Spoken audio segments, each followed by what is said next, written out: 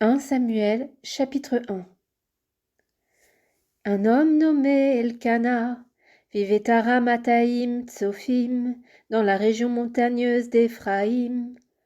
Il était fils de Jéroham et petit-fils d'Éliou, de la famille de Tohu, descendant de Tsouf, un Éphraïmite. Il avait épousé 2 femmes, l'une s'appelait Anne et l'autre Pénina. Pénina avait des enfants, mais Anne n'en avait pas.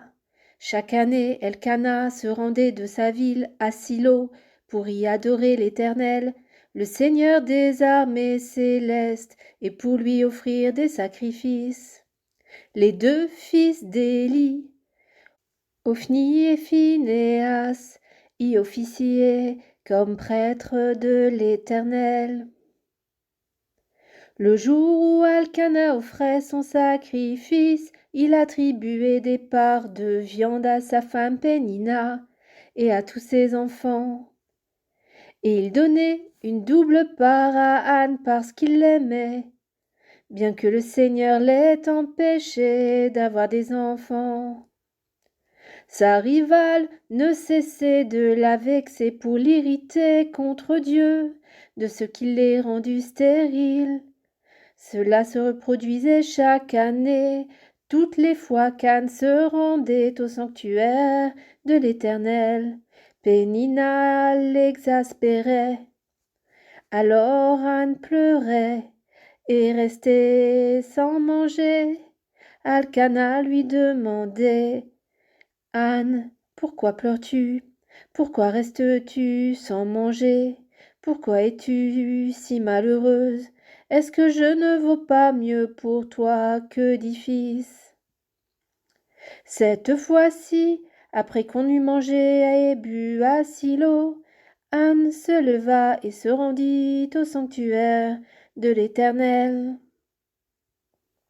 Le prêtre Élie y était assis sur son siège près de la porte. Très affligée, Anne pria l'Éternel en pleurant à chaudes larmes. Alors elle fit le vœu suivant: Éternel, Seigneur des armées célestes, si tu veux bien considérer la misère de ta servante, et si tu interviens en ma faveur, si tu ne délaisses pas ta servante, et si tu me donnes un fils, alors je te le consacrerai pour toute sa vie. Ses cheveux et sa barbe ne seront jamais coupés. Comme elle priait longuement devant l'Éternel, Élie observait le mouvement de ses lèvres.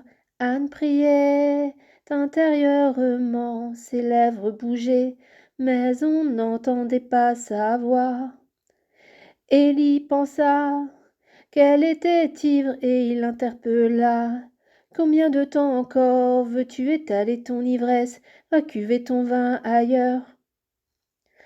Anne lui répondit: Non, mon Seigneur, je ne suis pas ivre. Je n'ai bu ni vin ni boisson alcoolisée, mais je suis très malheureuse, et j'ai penché mon cœur devant l'Éternel. Ne me juge pas mal et ne me considère pas comme une femme perverse.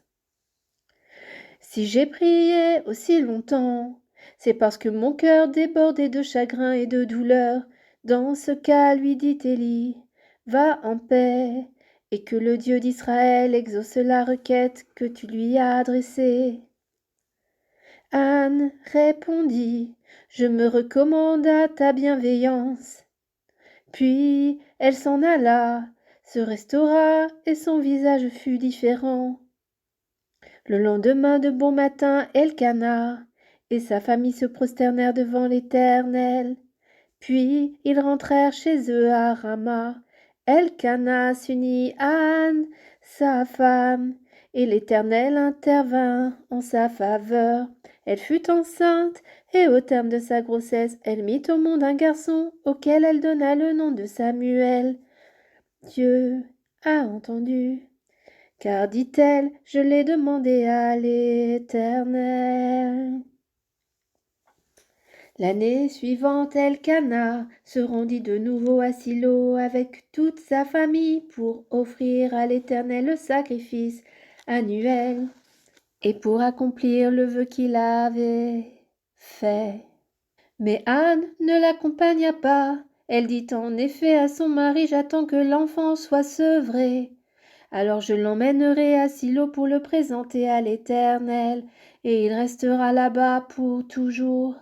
Son mari lui dit, fais comme tu le juges bon, et attends de l'avoir sevré, que la promesse de l'Éternel se réalise. Anne resta donc à la maison pour allaiter son enfant jusqu'à ce qu'il soit sevré. À ce moment-là, elle l'emmena avec elle au sanctuaire de l'Éternel à Silo, en apportant un taureau de 3 ans, 10 kilogrammes de farine et une outre de vin. Le garçon était encore tout jeune. Ils offrirent le taureau en sacrifice et présentèrent l'enfant à Élie. Anne lui dit, « Excuse-moi, mon Seigneur, aussi vrai que tu vis, mon Seigneur, je suis cette femme qui se tenait près de toi ici même pour prier l'Éternel. C'était pour obtenir cet enfant que je priais et l'Éternel m'a accordé ce que je lui demandais. À mon tour, je veux le consacrer à l'Éternel pour toute sa vie. Il lui sera consacré. » Là-dessus, ils se prosternèrent, là, devant l'Éternel.